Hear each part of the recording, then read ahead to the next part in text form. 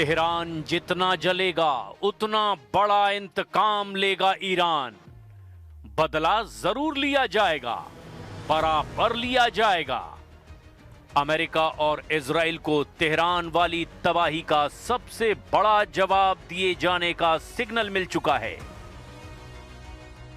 2600 lakh litre तेल जल रहा है।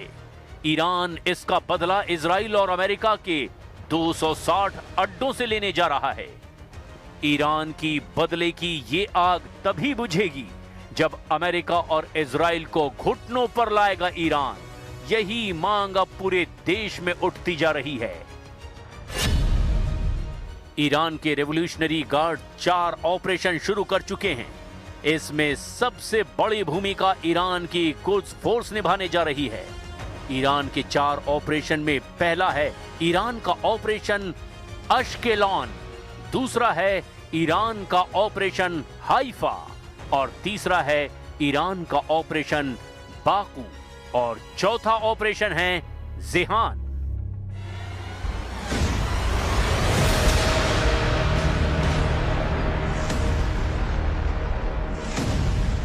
ईरान बहुत गुस्से में है।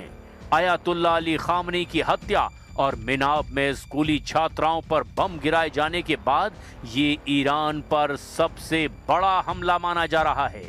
जलता हुआ तेल डिपो, तेहरान की नालियों में बहता हुआ तेल और उसमें लगी ये भयंकर आग। ईरान की राजधानी ने इससे बड़ी तबाही पहले कभी नहीं देखी। तेल डिपो पर हमला करके अमेरिका और इजराइल ने एक ऐसे युद्ध की शुरुआत कर दी है जिसकी लड़ाई लंबी चलेगी और मरने मारने वाले युद्ध में अब किसी रहम की कोई गुंजाइश नहीं रहेगी। ईरान ने इजराइल का चिकन नेक पकड़ने की तैयारी कर ली है। इजराइल का चिकन नेक है उसकी 1/3 तेल की जरूरत पूरी करने वाली Baku Tbilisi Jehan pipeline.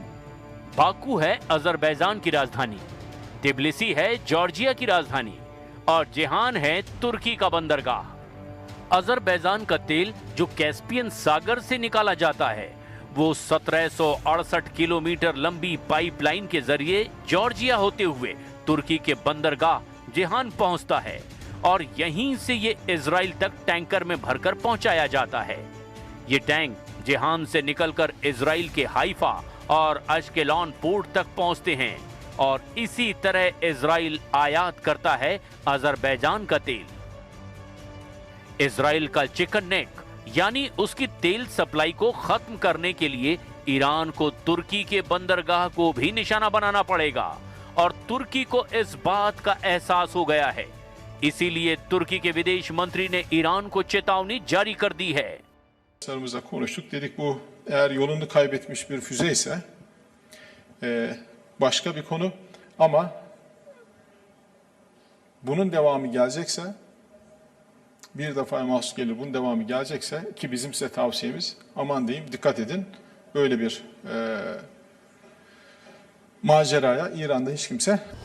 Iran को अब चौतरफा धमकियां मिल रही है और अब तो हमले तेल के बाद उसके पानी पर भी शुरू हो चुका है। बहरीन के बाद यूएई की तरफ से ईरान के वाटर ट्रीटमेंट प्लांट पर हमला हुआ है, यानी उसकी जमीन से ईरान के पानी को खत्म करने की तैयारी। ईरान में आईआरजीसी यानी रिवोल्यूशनरी गार्ड्स ने कहा कि वो अगले 6 महीने तक युद्ध लगातार लड़ने के लिए तैयार है, जबकि 4 से 6 दिन का ऑपरेशन बताने वाले डोनाल्ड ट्रंप अब इस युद्ध को 6 हफ्ते यानी 1.5 महीने में समेटना चाहते हैं। अब अंदाजा लगाइए कि 6 दिन का ऑपरेशन कैसे 6 हफ्ते और फिर 6 महीने तक लड़ने के लिए तैयार हो चुका है ईरान।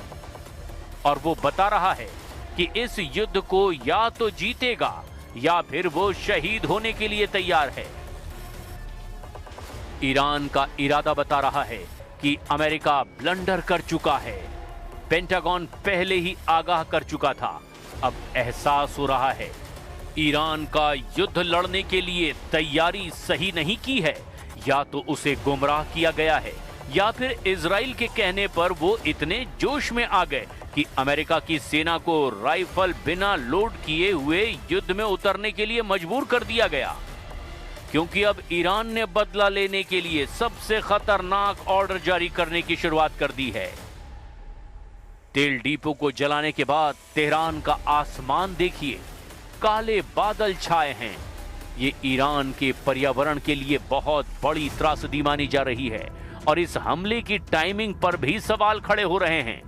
ईरान में बारिश का पूर्वानुमान था और उससे पहले अब ये काले बादल बता रहे हैं कि ईरान पर अब तेजाबी बारिश का साया मंडरा रहा है।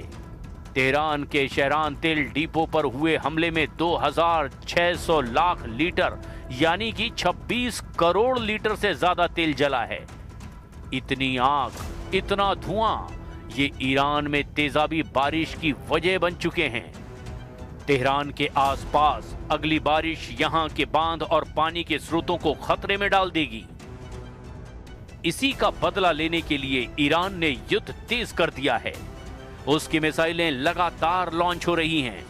ईरान ने अपना सबसे खतरनाक असला इसी ऑपरेशन के लिए तैनात करना शुरू कर दिया है।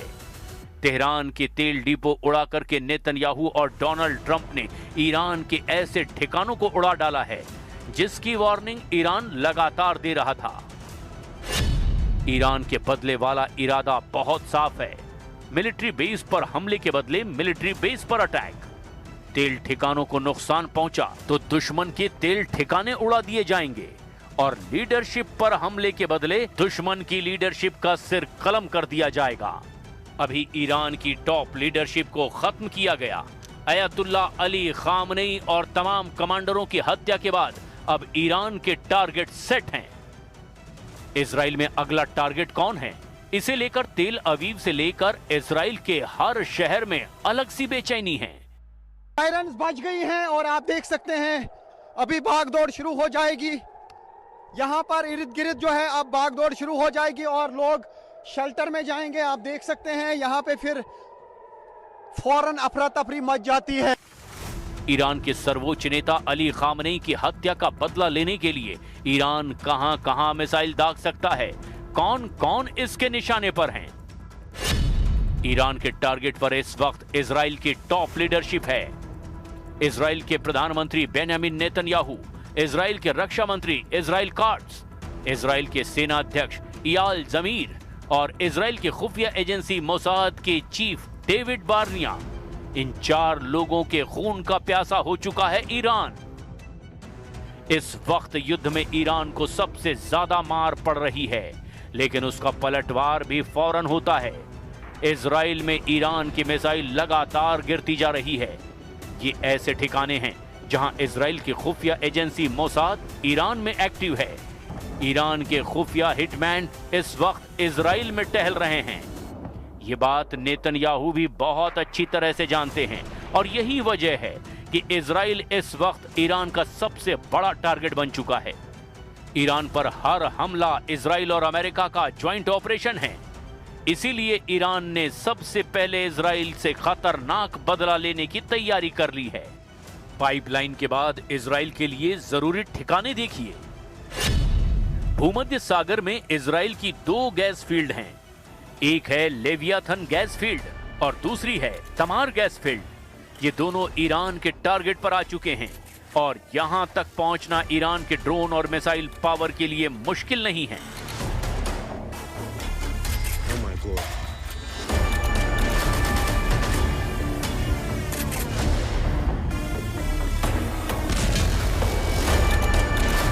भूमध्य सागर में इजराइल के तेल ठिकाने ईरान से 1500 से 2000 किलोमीटर के फासले पर हैं।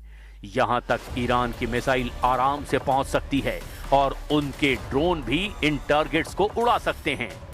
ईरान के कामिकाज़े ड्रोन शाहिद 136 और RS-2 ड्रोन की रेंज 2000 किलोमीटर तक है और ईरान इनका इस्तेमाल तेज करना चाहता है और जल्द ही इन हथियारों से पश्चिम एशिया और कई दूसरे इलाकों में बड़े हमले देखने को भी मिल सकते हैं।